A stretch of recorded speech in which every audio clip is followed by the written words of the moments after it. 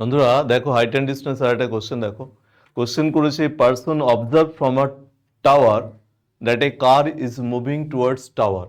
এইখানে বসে একজন দেখছে যে একটা কার তার দিকে যাচ্ছে, এই হচ্ছে কার মনে করো, ওর দিকে যাচ্ছে, এবং সে সেখান থেকে দেখছে যে 36 মিনিট সময় লেগেছে অ্যাঙ্গেল অফ ডিপ্রেশন 30 থেকে 60 হতে। মতলব কারটা যখন এখান থেকে এখানে পৌঁছেছে তখন তার অ্যাঙ্গেল অফ ডিপ্রেশন 30 ছিল আগে, পরে 60-এ পরিণত হয়েছে।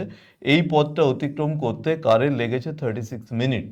কোশ্চেন করেছে তাহলে in how many minutes will the car reach the tower, তাহলে কারটা টাওয়ারের এখানে পৌঁছাতে কত সময় নেবে।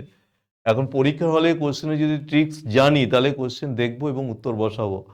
এটা যদি 36 হয় তাহলে বাকি অংশটা হয়ে যাবে 18। কেন হবে? কারণ কি আমরা কি জানি, একই টাওয়ারের রেসপেক্টে এই 30 যে পজিশনটা সেই ইউনিট যদি 2 হয় ডিস্টেন্স, তাহলে 60-এর এই অংশটা হচ্ছে 1।